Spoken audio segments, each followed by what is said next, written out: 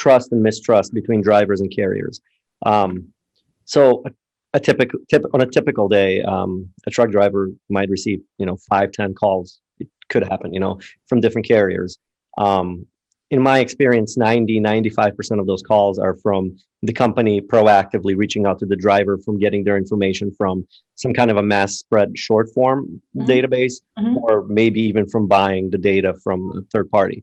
Right. Maybe out of 10 calls, 2 of them will be based on the driver reaching out to the company first and then receiving the call. Right. But when you have caller ID, you don't know what this call is, so the chances of you picking up are kind of slim. But the whole point is, there is not a whole lot of trust. Even when a driver does pick up the phone, they're essentially hearing the same thing. Like, we'll take care of you, we'll pay you really well, you'll have really good home time.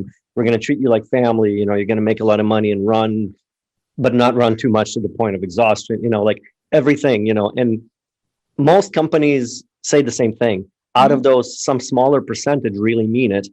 The rest just have good salespeople as recruiters. Right. But to a driver's ear, it may sound the same. So if you were talking to a driver about how he or she can go about sort of figuring out what's legit and what's not, are there any kind of things that you would let them know to look for during that kind of call? Kind of what type of questions to ask? What should they do to discern one way or another?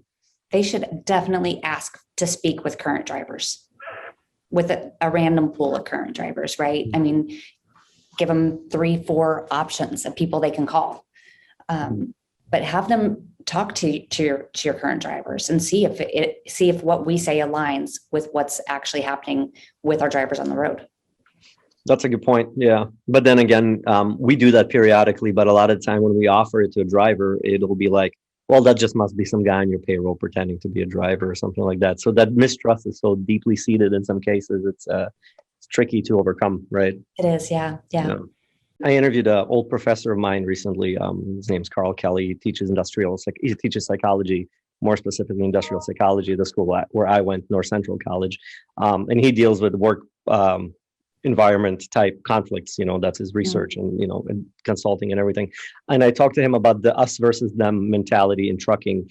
And what I don't know if you saw it, but I told him basically from where I'm sitting, I know that the drivers are a department of the company. They're, we have a department of dispatchers, safety managers, executives, and we have a department of drivers.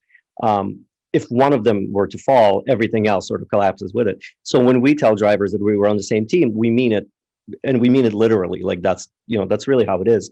But at a lot of time, in my experience, when drivers hear it, they think I'm, kind of just saying it to pat them on the back. But from where I am, I know for a fact that's really how it is. What, in your opinion, can be done in order to kind of close this gap? Because it's really challenging, especially for a company that has sort of a modern office like we do, and then also blue collar workers at the same time. How do we bridge that gap? What do we do? Gosh, that's a tough one. Yeah. I think it really starts with your people and your culture. Like, I think retention should be every person within the company. It should be their job, right? A driver should know that they could go to the person at the counter for help, and they're going to be able to help them. They're not going to just pass them off to someone else.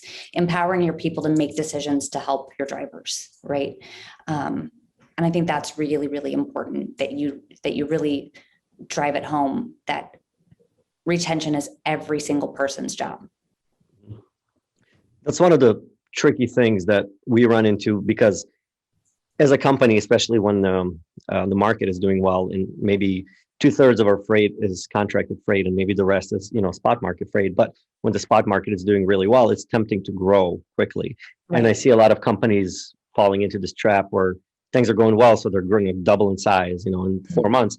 But then what you're saying dies, basically goes away. You can no longer manage to give your drivers that level of service that you're talking about. I think that's a thing that a lot of some companies don't realize, is in order to maintain doing that, you need to grow more slowly than you want to sometimes, right? Because otherwise you're just going to lose that. And then your turnover rate becomes 100%. And then, getting away from that is complicated. Have you seen stuff like that in your time, in career, companies kind of taking off, growing too quickly, and then sort of struggling to retain and hire drivers? Yeah, and you actually hear that from drivers, right? Like they talk about not wanting to go to mega carriers because they don't want to just be a number. I've heard numerous drivers say they want a small company feel, where they feel like people know their name when they walk in the door.